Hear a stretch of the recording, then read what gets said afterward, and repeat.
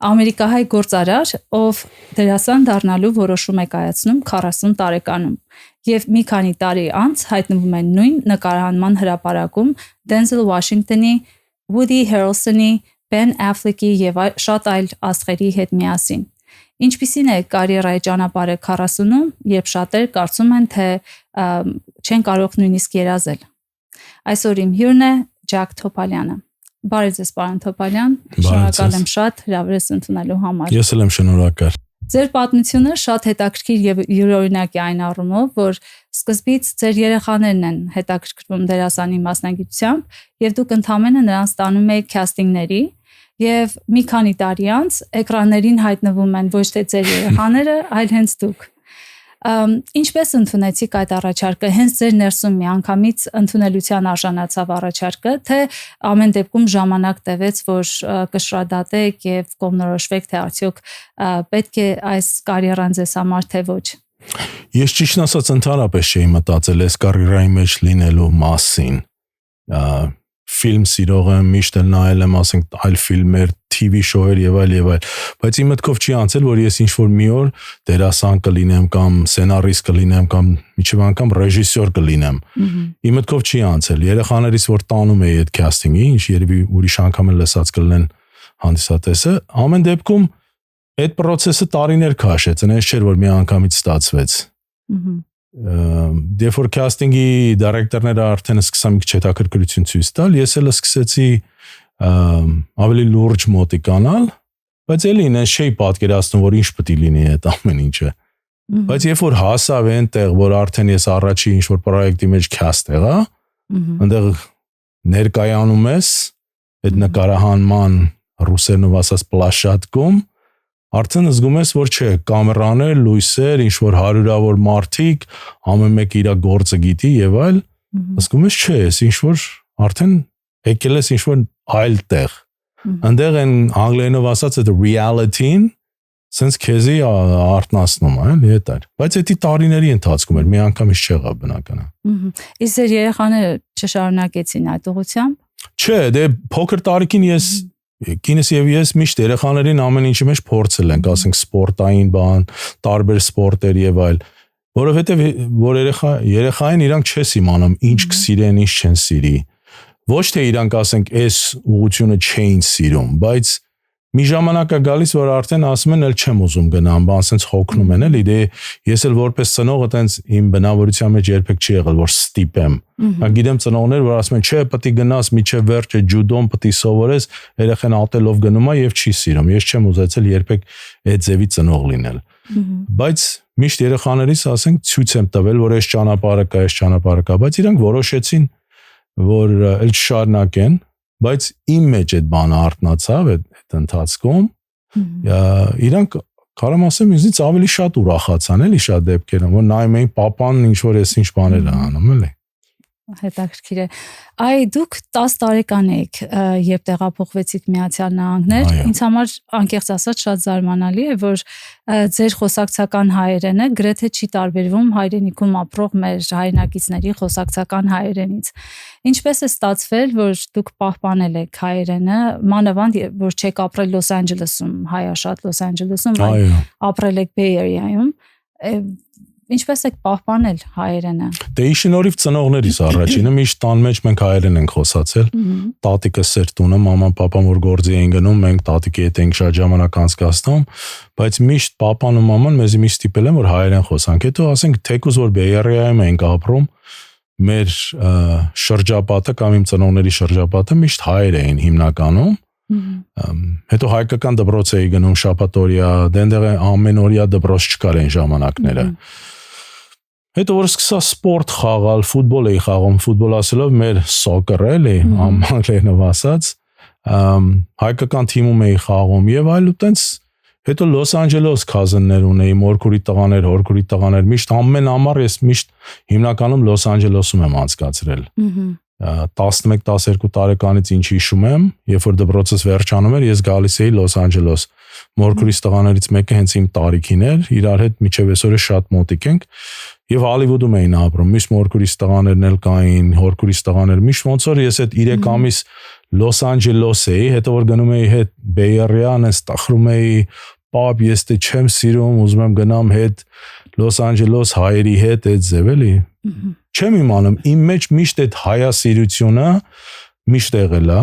ես իմ ազգին շատ եմ սիրում, այդ լեզուն էլ իմ համար հարազատ է, էլի, ես չեմ էլ մտածում, որ լավ եմ խոսում, վատ եմ խոսում, պրոստը իմ մոտ ստացվում է, չեմ կարող ասեմ։ Հիանալի է։ Պարոն Թոփալյան, ձեր նախկին հարցազրույցներում նշել եք, որ դուք երաժիշտ եք, նախքան դերասան եւ այսինքն նախքան բիզնեսմեն եւ դերասան դառնալը։ Այո։ Ինչ գործիք եք տիրապետում եւ ինչ ժանրի մեջ եք նվագում։ Հիմնականում գիտար էի նվագում։ Ես փոքր տարիքից ռոք են ռոլ էի շատ սիրում։ High school-ի տարիներում սկսա rock and roll շատ սիրել, հետո papayin ասացի, որ պապ, ուզում եմ մի հատ գիտար առնեմ։ Մի խոսքով գիտար առանցի դասերի գրանցեց, papan սկսա գիտարի դասեր առնել, ու դրանից հետո ես ինձնից արդեն անկախ ինձնից սկսա նվագել։ High school-ի տարիներում ամերիկացի տղաների հետ rock band ունեինք, rock and roll էինք նվագում հիմնականում, ասենք Led Zeppelin, AC/DC, Def Leppard, բան այն ժամանակվան ամենալավ նվագախումբերն էին, բայց հետո տարիները անցան, արդեն ընդ 18, 19, 20 տարեկան այդ ընթացքում սկսա ավելի հայկականի մեջ մտնել, հայկական նվագախումբ կազմեցի, ու սկսանք հայկական մյուզիկ նվագել։ Էստրադային ժանրի մեջ։ Հա, էլի ասենք, հիմա ասենք, որ ինչ որ տեսնում ենք, ասենք Արմենչիկ, Հարութ, Փոլ Բաղդադյան ժամանակին եւ այլ, այդ տիպի երգեր, իրանց երգերը հիմնականում, քանի որ Bay Area-ում չկային նվագախումբեր։ Այնտեղ համայնքը կար, հայկական կենտրոն կար, հարսանիքներ էին լինում, պարահանդեսներ էին լինում եւ այլ, մենք սկսանք այդ ամեն ինչը ոնց որ ասած, մենք էինք նվագում, ժողովուրդն էլ ուրախանում էր։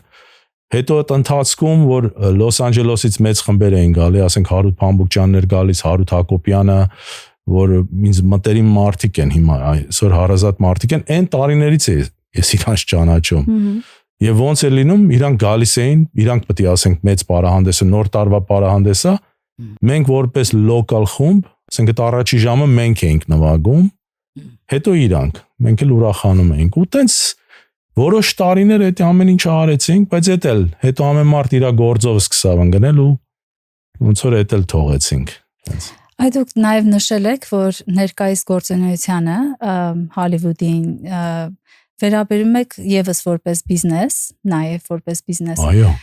Բայց դուք լինելով նաև արվեստի մարդ, ինչ այդ դեպքում ինչպես եք հագեցնում ձեր արվեստի քաղցը։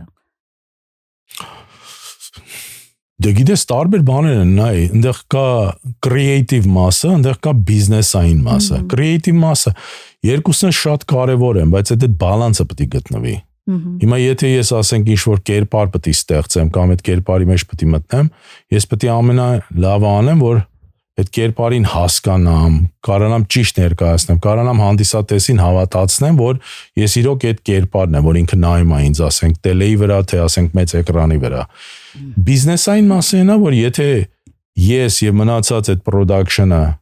ճիշտ արեցինք մեր գործը եւ պատմությունը լավն է, արդեն հաջողության կգա։ Ուրեմն այդ բիզնեսային մասն էլ կաշխատի։ Այո։ Հիմա շատ անգամ ես որպես դերասան եմ լինում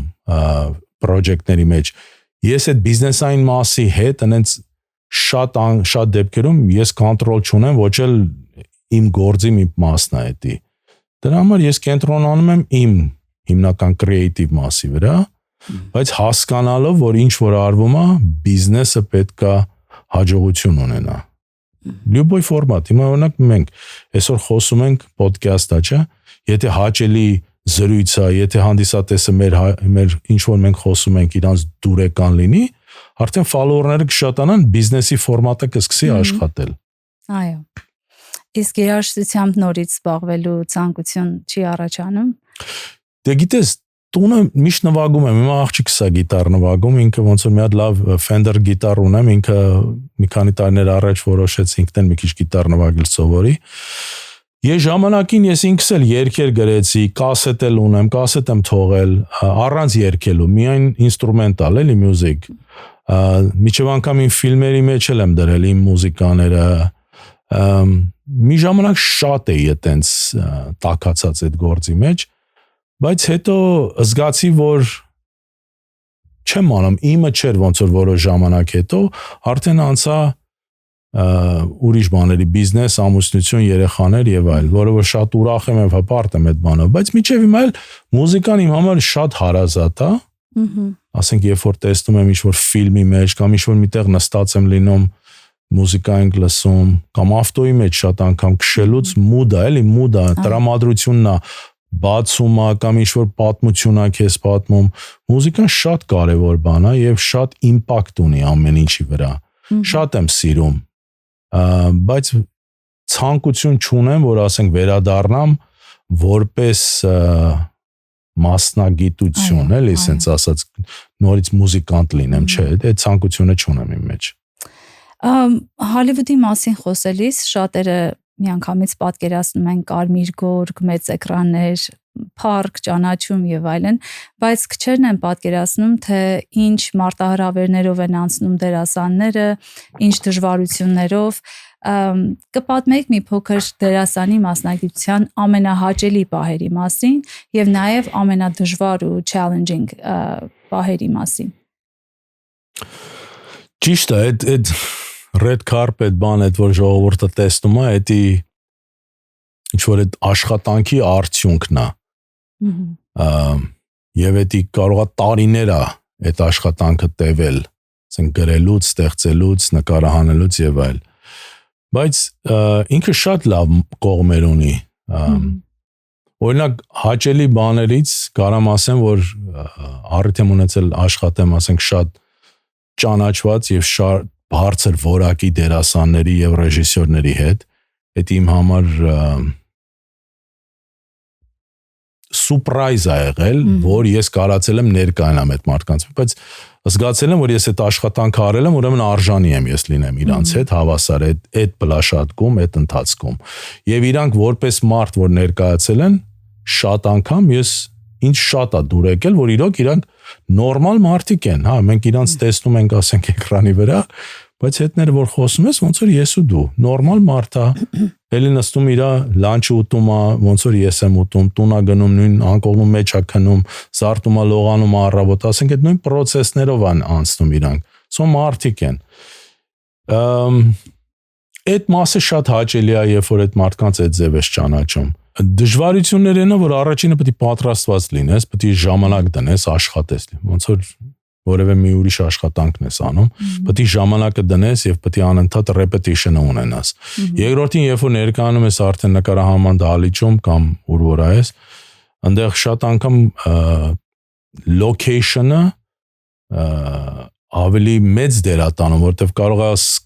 սցենարով սկրիպտի մեջ ինչ-որ մի ձևագրված, բայց մեկը ներկայանում ես տեսնում ես, չէ, մի հատ ուրիշ սիտուացիա է։ Հիմա ոնց պետք է արվի, հերոսը պետք է վերևից թռնի ներքև, բայց այդ վերևը չկա, հիմա ոնց ենք անելու դա։ Ունդեղ ինչ-որ պետք է բաներ գտնենք,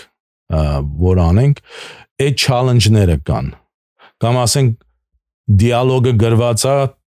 գրված ընթացքում կարդում ես, շատ լավ է հնչվում, բայց երբ որ արդեն մյուս դերասանի հետ ես խաղում, այս անգամ ինչ-որ մի բան չի բռնում, կամ միտքը կորում է։ Այդ օրինակ եղավ ինձ հետ, երբ որ Դենզել Վաշինգտոնի հետ Little Things ֆիլմի մեջ էի նկարահանվում, ես զգացի Դենզել Վաշինգտոնը անընդհատ փոխում էր տեքստը։ Եվ ոնց գրված է, ինքը տարբեր բաներ էր ասում, ոնց որ իմպրովայզ էր անում շատ անգամ։ Եվ ես հասկացա, որ ինքը ման էր գալիս, ոնց որ ավելի բուն միտքը։ Հիմա սցենարիստը լավ սցենար էր գրել, բան չունեմ ասելու, բայց ինքը իր ուղղությունից էր ուզում գտնել, իր ասենք իր կերպարը ոնց կհնչեր այդ բառերը, կամ այդ բառը կասեր, թե այլ բառ կօգտագործեր։ Այդ challenge-ներն են, էլի այդ դժվարությունները կան։ Իսկ այդ իմպրովիզի իրավունքները բոլոր դերասանները ունեն, թե Չէ, ամենտեղ չենք կարող դա անենք։ Ռեժիսորներ կան, որ քեզի թույլ կտան այդ ամեն ինչը։ Դե բնական է Դենզել Վաշինգտոնի դեպքում ինքը Դենզել Վաշինգտոնն է, ինքը ոնց ուզում էր, այտենց էլ անում էր, որովհետև ինքը ավելի լավ էր հասկանում իր գործը, քան կարամ ասեմ բոլորը այնտեղ։ Ինքը փորձառություն ունի եւ ինքը ապացուցել է, որ իր ֆիլմերը հաջողության են հասնում։ Ինքը ոնց որ ասած կոպիտ ասած այդ քաշը ունի։ Բայց շատ անգամ սցենարիստները, երբ որ ներկա են լինում կամ ռեժիսորները, մեզ շատ անգամ թույլ չեն տալիս, որ մենք մեր ուզած ձևով խոսանք։ Չէ, ինչ որ գրված է, այո, այտենց պետք է մենք խաղանք։ Հիմա լինում է դեպքեր, որ ոնց ասեմ, խորհրդակցում ենք իրար հետ, ասում եմ, էսի որ սենց ասեմ ոնց կլինի, շատ անգամ իրանք ընդունում են, ասում են հələ մի հատ փորձենք, տեսնենք ոնց կլինի։ Եթե զգում են ավելի ճիշտ է, ուրեմն թույլ են տալի, եթե չէ, նույնպես պետք է շարունակես, էլի այդ չալենջները կան։ Պարոն Թոփալյան, շատ մարդկանց մոտ տարածված կարծիք կա, թե Հոլիվուդը վերահսկվում է այսպես փոքր ազդեցիկ մարդկանց փոքր շրջանակի կողմից,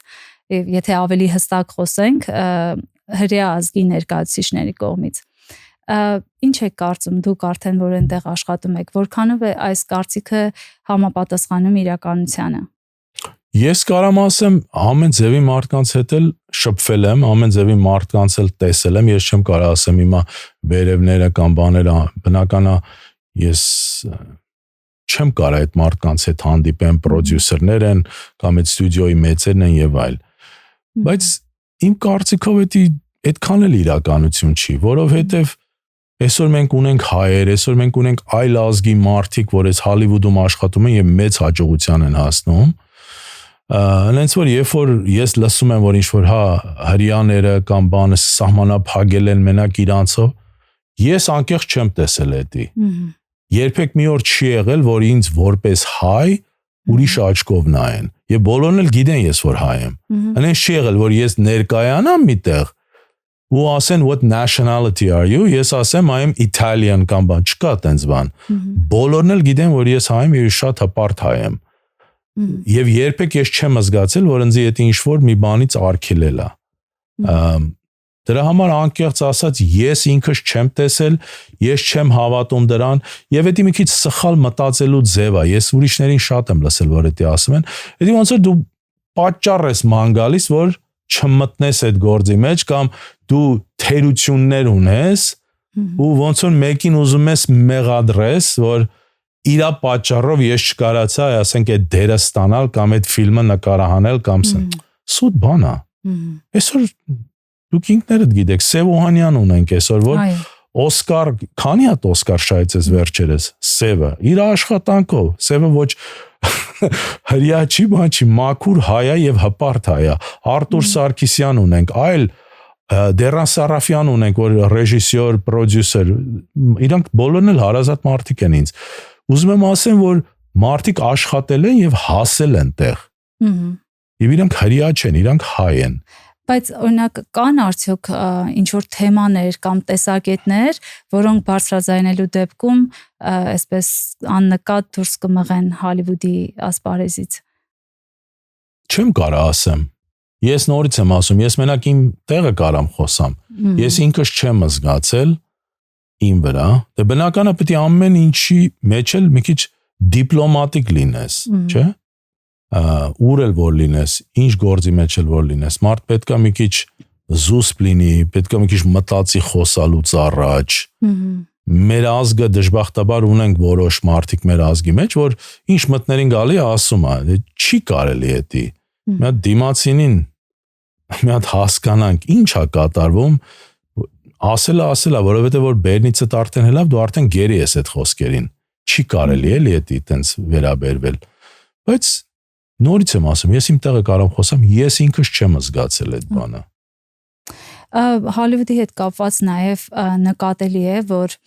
շատ հաջողակ դերասաններ, երաժիշտներ, մենք տեսնում ենք նրանց մասնագիտական հաջողությունը, բայց ցավոք սրտի նրանց հաջողության ետևում կան թաքնված դժբախտ կյանքեր, այսինքն դեպքեր կախվածությունների, ալկոհոլ, թմրանյութ, դեպրեսիաներ, ընտանեկան դժբախտություններ եւ այլն։ Այդ դուք, պարոն Թոփալյան, ինչ սկզբունքով եք առաջնորդվում կյանքում, որպեսզի ձեր հաջողությունը երբեք չլինի ձեր երջանկության հաշվին։ Ամենաառաջինը դու ընտանիք պետք է ունենաս, պետք է հարազատ, դու քո ընտանիքին պետք է սիրես ու հարգես, պետք է ունենաս հարազատ մարդիկ քո շուրջը, հավատարիմ մարդիկ, պետք է Աստծո հավատք ունենաս։ Այս ամեն ինչը հիմքն է մեր կյանքի։ Ես այդ ձև եմ տեսնում, ես իմ ընտանիքի մեջ եմ տեսել դա։ Իսկ ձեր ասած այդ որ ասենք մարդիկ շեղվում են նարկոտիկի, խմիչքի եւ այլ բաների են իրաց տալի, դա ոչ թե մենակ ասենք հոլիվուդյան բանի մեջ, դա ամեն ձևի գործերի մեջ էլ կարա լինի, հա, բնականաբար որ ասենք musician են կամ դերասան են ավելի ճանաչվում են, իրանց դեմքերը տեսնում են մարդիկ, հա, մի անգամից այդ իմպակտը իրանց համար շատ ծանր է գալի, եւ մարդիկ չեն իմանում ոնց handle անեն, ոնց իրանց պահեն։ Դժբախտաբար մեկ-մեկ իրանց տալիս են, ասենք նարկոտիկի բանի, բայց եթե իրանք ունենան ընտանիք, եթե իրանք ունենան հավատարիմ ընկերներ, հարազատներ իրանց կողքը, չեմ ասում ինչ որ հարյուրավոր մարդկանց, բայց դաժե մի քանի հոգի մարդ, որ իրանց ոնց որ բալանսի պահի, ինձ թվում է դա գաղտնիքը։ Ես ընկերներ ունեմ, որ ես 30 տարուց ավել, 35 տարուց ավել իրանց հետ ընկերություն եմ անում։ Իրանք ոչ էս գործի մեջ կան, ոչ է շատ անգամ հասկանում են, որ ասում եմ, ես թազա պրոյեկտի մեջ եմ, սենց են անում, հայկական, հա, ասում եմ, չէ։ Միջև անգամ չեն իմանում դերասանները, բայց դա ինչի համար եմ ասում, որտեվ ես իրանց հետ սիրում եմ ժամանակ անցկасնել։ Եվ դա ինձ ոնց որ ռեալ է պահում ինձ։ Ես կոպիտ ասած լինում է երիտասարդների մեջ շատ անգամ որ աստղայինը իրանց տանում է, չէ՞, որ մի որոշ հաջողության են հասել ու իրանք արդեն սկսում են հենց ուրիշ ձև իրանց պահել կամ ուրիշ ձև խոսալ մարդկանց հետ։ Այսինքն կարելի է ասել, որ եթե որևէ գործարք, շահութաբեր գործարք Հոլիվուդում առաջարկվի ձեզ եւ եթե այն դեմ լինի ձեր արժեքներին, ընտանեկան հավատքի եւ այլն, դուք պատրաստ եք մերժել այդ գործարքները, բայց պահպանել ձեր ինքնությունը։ Միանշանակ, ես իմ ագենտները գիտեն, սահմաններ ունեմ ես։ Բաներ կա, որ ինձ առաջարկվել է եւ ես ասել եմ ոչ։ Ես ինքս ինձ անձնականին թույլ չեմ տա, որ ես ներկայանամ, ասենք այդտենց սիտուացիայի մեջ, ասենք հիմա ամեն մարդ իր գործը գիտի, ես չեմ կարող ուրիշի մեղադրեմ, բայց ես ինքս որպես ինչ կոպիտ ասած պատիվ ունեմ, թասիվ ունեմ, նամուս ունեմ եւ չեմ ուզենա երբեք որ մի օր իմ երեխեքը ինձ տեսնեն այտենց էկրանի վրա կամ կողքից ասեն, վայ, պապան էս ինչ էր անում։ Չէ, ես ինձ թույլ չեմ տա։ Իմ համար այդ գումարը արժեք չունի։ Ես գումարի համար չեմ անում։ Ես անում եմ որպես սիրում եմ այդ գործը, բայց սահմաններ ունի։ Իսկ օտարազգի դերասաններից նկատել եք այդպիսի մարդիկ, որ այ հենց ձեզ նման իրենց արժեքները այդպես շատ վեր են դասում։ Այո, կան։ Այո, կան։ Օրինակ վերցնենք հենց Ալ Պաչինոն։ Իմ ամենասիրած, կարամ ասեմ, դերասաններից մեկը, այնտեղ ասենք Պաչինոն կա, Դե Նիրոն կա, Մերիլ Ստրիփ օրինակի համար։ Մինչև անգամ Մերիլ Ստրիփ։ Երբեք դուք իրանց չեք տեսնի, չեք տեսել, ես չեմ իմանում այտենց դեր, որ իրանք ասենք ինչ-որ լրի մեր կամ ինչ-որ այնց այլանդակ սեքս բաների մեջ են կամ այնց բաներ են անում, որ սենց իրանք կարիքը չունեն դրա, հասկանում ես, դա շատ անգամ արվում է որպես շոկի համար, երիտասարդներն են շատ անգամ անում, կամ ասենք այնց չեմ կարող ասեմ, էլի մի քիչ իմը չի էդի եւ երբեք ես ինձ թույլ չեմ տա եւ ես տեսել եմ որ օտարազգեր էլ կան որ իրանք ասում են ես էս մարդն եմ ես ունեմ էս տաղանդը ես պետք չունեմ այդ բաներին դիմեմ կամ այտենց դեր խաղամ որ ինձի առաջ տանեն բայց կան մարդիկ որ անում են հիմա ես չեմ կարող իրանց մեղադրեմ բայց ես իմ փայն եմ էլի ասում մենակ Իսկ ինչպիսի մասնագիտական շոկեր եք ունեցել մանավանդ սկսնական շրջանում, երբ սկսեցիք Հոլիվուդում աշխատել, ինչպիսին եք պատկերացնում Հոլիվուդը եւ արդեն ինչպես այն տեսակ, որպես ներսի մարդ։ Այդ ամենամեծ շոկը իմ համար գիտես երբ եղավ։ Ես որ եկա Հոլիվուդը սկսա մի քանի պրոյեկտների մեջ նկարահանվել, բայց զգացի, որ ես ուզում եմ ես իմ պրոյեկտը նկարահանեմ եւ մի հատ սցենար էինք գրել եւ այդ ֆիլմը նկարահանեցինք Գլենդելում բանում եւ այլ Էրիկ Ռոբերտս եւ այլ տարբեր դերասաններ հայտնի եւ հայ դերասաններ բոլորովին ես ինքս էլ համ սցենարիստն էի, համ ռեժիսորն էի, համ պրոդյուսերն էի եւ համ գլխավոր դերակատարը։ Հենց որ մի քանի տարբեր բան բայց ես ընդհանրապես բան չէի հասկանում ֆիլմի գործից։ Նկարահանեցինք պրծանք, հիմա մոնտաժը պետք է անենք, մոնտաժի process-ը ամիսներ է քաշում, ես արդեն անհամբեր էի։ Դրանից հետո պետքա այդ sound effect-ները բաները արվի, ես ընդհանրապես չէի իմանում դա ոնց է լինում։ Եվ այլ, հասանք վերջում արդեն ֆիլմը կազմել ենք, հիմա ինձ մեկը հարցնում է դիստրիբյուցիան ով է անելու, ասում եմ դա ո՞րն է։ Ես ինքս չէի հասկանում, որ այդ քայլերը կան եւ ինչքան աշխատանք է պետք։ Միակ բանը, որ ինձ առաջ էր տանում, ես հավատք ունեի իմ վրա եւ հավատք ունեի իմ պրոյեկտի վրա։ Եվ այսօր արդեն 10-12 տարի է անցել այդ պրոյեկտը, միջև այսօր միլիոնավոր մարդիկ բոլոր աշխարհով ամեն երկրներում տեսնում են այդ ֆիլմը եւ միջև հիմա էլ գնում է եւ կոմենտներն եմ կարդում, ասենք YouTube-ա բան այլ տեղերում եւ զարմանում եմ, որ այլ ազգեր 10-12 տարի հետո այդ ֆիլմը նորից նայում են եւ իրանց վրա իմպակտ է թողում։ Դա ցույց է տալի, որ ես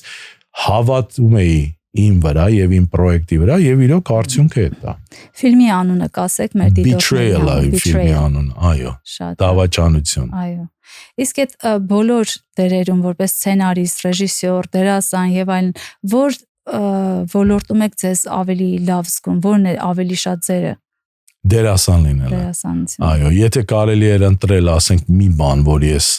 կսիրեմ, որ ասենք եթե լավ սցենար լինի, ես կսիրեմ, ասենք այդ կերպարը ճիշտ ներկայացնել։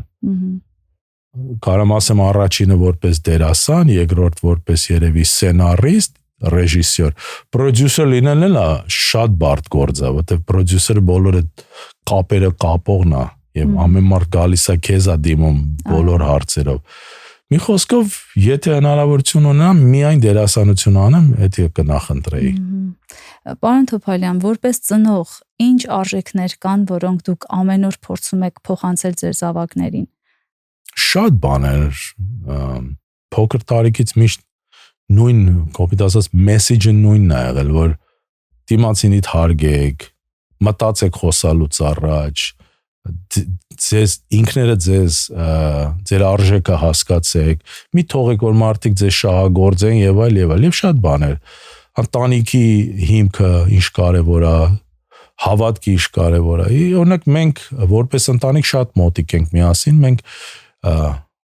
տենց ես հələ չեմ հիշում, ինչ որ մի օր արցակուր գնանք առանց մեր երեխեքի, թեկուզի մեր երեխեքի հիմա մեծ են, բայց էլի մենք սիրում ենք sense բոլորս իրար հետ լինել։ Հա, արդեն իրանք ընդեմ որ միտեղ են գնում, իրանք էլ կարող է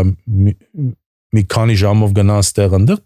բնական է դա, բայց մենք սիրում ենք, ասենք, այդ հիմքը պահել։